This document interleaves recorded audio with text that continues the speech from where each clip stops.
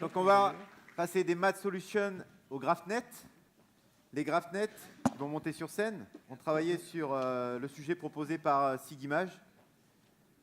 Donc l'idée, c'était de voir comment on était capable de visualiser, d'anticiper des chantiers dans les sites urbains.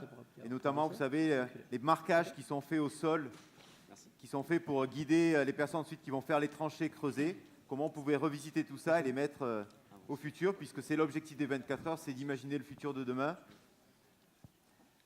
Et donc, alors une équipe composée de White Cold School, des Widers, c'est ça. Et ils ont des fans, c'est bien, c'est la solidarité. Et également du CMA, donc le lycée pro. Est-ce qu'il y a aussi des supporters? Ils sont là encore? Allez, allez, allez. Non, là, c'est la concurrence. Là. Il y a plus d'amis. Si, ça va. Allez, encouragez-les. Ils sont tous au buffet déjà. Voilà. Et faites-vous plaisir, expliquez-nous ce que vous avez fait pour SIGIMAGE. Ok, buenos dias, bonjour à tous. Donc pendant ces dernières 24 heures, on a eu l'occasion de travailler sur un projet proposé donc, par SIGIMAGE. SIGIMAGE, c'est une entreprise qui réalise des logiciels pour les entreprises des travaux publics qui enfouissent des réseaux sous le sol. Donc ça peut être des réseaux électriques, des réseaux d'eau, de télécommunications, etc. La première étape avant de pouvoir commencer les travaux, ça va être de réaliser l'étape de marquage et de piquetage. Donc on voit un résultat sur la droite. Ça consiste à tracer finalement au sol un état du réseau existant avec des profondeurs et des couleurs qui représentent les différents réseaux. Cette étape aujourd'hui est réalisée par une personne sur le terrain qui va utiliser un plan et une borne GPS pour identifier les bonnes coordonnées et faire son traçage à la main. Donc c'est un procédé qui est assez long et qui peut être un petit peu pas très précis puisque le traçage est réalisé par un homme à la main, donc on peut avoir des zigzags, etc.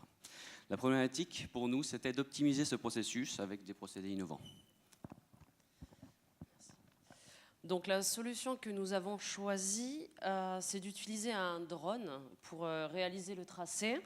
Donc dans un premier temps, on va utiliser le système d'information géographique que possède l'entreprise SIGIMAGE pour calculer la route que doit parcourir le drone.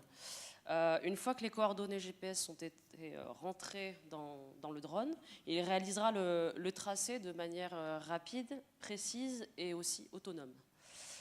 Pour finir, le drone prendra de la hauteur pour prendre une photo ou filmer ce qui a été réalisé et afin de comparer le tracé réel et théorique pour voir s'il y a eu des écarts ou pas durant ce tracé. Alors, le drone serait équipé de capteurs GPS pour connaître à tout moment la position, une caméra qui pourrait faire des photos ou des vidéos pour, à ce moment, superposer la réalité, ce qui était théorique, des batteries rechargeables, un compresseur, des réservoirs de peinture et un bras articulé pour non seulement tracer des traits droits, mais pouvoir tracer des signalisations, des chiffres, ou tout ce qui aurait besoin un utilisateur. Les 3 réservoirs sont remplis de peinture primaire pour pouvoir faire des mélanges et avoir une plus ample palette de couleurs pour qu'ils puissent travailler sur les couleurs et les normes dont ils ont besoin. Merci. Donc là, c'était pour répondre à la problématique principale, mais pendant le projet, on s'est intéressé à plein d'autres sujets qui pouvaient être intéressants autour de ce qu'on appelle le chantier augmenté. Parmi ces sujets qu'il faudrait pousser un peu plus, on a l'impression au sol par le drone, par ce même drone de code barre qui vont permettre après avec des lunettes ou des appareils comme des smartphones, etc., d'avoir un complément d'information sur le lieu en question, la dernière fois qu'il y a eu des travaux, par qui ont été réalisés les travaux, etc. On peut avoir des systèmes d'affichage tête haute sur les engins qui fonctionnent dans le chantier afin d'avoir une visualisation théorique des réseaux sur lesquels ils vont travailler. Et on peut aussi travailler sur le développement d'un robot qui a des fonctionnalités similaires à notre drone, mais qui pourrait fonctionner par temps venteux, on va dire, auquel cas le drone ne pourrait pas fonctionner. Merci à tous. Merci beaucoup. Est-ce qu'il y a une question de la part des membres du jury? Vas-y Hélène, tu as ton micro. Ouais.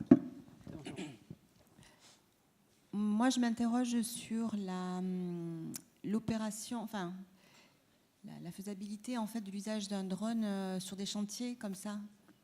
C'est intéressant en termes de potentiel technique et précision, etc. Mais au niveau de la faisabilité, des autorisations, concrètement... Merci. Alors aujourd'hui, les géomètres travaillent déjà avec des drones en ville, et ça nécessite des cadres un peu particuliers. Là, dans le cadre du système qu'on propose, le drone volerait au ras du sol. Donc dans ce cas-là, ça ne pose pas de problème en termes de loi, etc. Donc il y a seulement la dernière problématique qu'on a, c'est au moment où il va prendre de la hauteur pour aller prendre la photo finale pour comparer le résultat avec ce qui a été demandé réellement, où là, effectivement, pour avoir une petite problématique en termes de réglementation. Il faudra se pencher dessus. Il suffit de choisir les endroits où vous pouvez vous élever. Par contre, effectivement, c'est important de préciser la hauteur qui est... oui, ça vole à quelques centimètres du sol au final pour avoir un tracé net. Parfait. Ce que je veux qu'on retienne, c'est que si un jour on voit des affichages tête haute sur les engins de chantier, on pourra dire que ça a été inventé aux 24 heures. Okay. Bien sûr, comme tout le reste. Voilà. Et n'oubliez pas, ce qui est top, c'est que pour le mélange des couleurs, monsieur est spécialiste en peinture carrosserie, donc autant vous dire que le mélange des peintures, lui, il connaît, et il n'y a qu'aux 24 heures qu'on fait venir des spécialistes en peinture pour travailler sur des trucs de drone pour SIG-Image, qui doit être ici. Gilles, la parole à toi, s'il te plaît. Bon, tout d'abord, nous félicitons vraiment cette équipe qui a vraiment bien bossé. On est très content du résultat. Ça s'inscrit en fait, si vous voulez, dans une réforme de l'État sur réforme ce qu'on appelle anti-endommagement, dans lesquelles l'objectif c'est de sécuriser les personnes pour éviter les accidents corporels. Et donc il y a de plus en plus de contraintes. Et comme vous avez vu, ces marquages piquetages sont faits à la main, à la bombe. Et donc, c'est très bien pour l'individu, mais les entreprises passent de plus en plus de temps à préparer leur chantier. Et donc, le travail est très bien. Et comme tu dis, Jérémy, c'est vrai que c'était pas évident parce que l'équipe en CAO, en réalité augmentée, en intelligence, enfin, beaucoup de choses artificielles ou autres, c'était pas leur expérience du tout.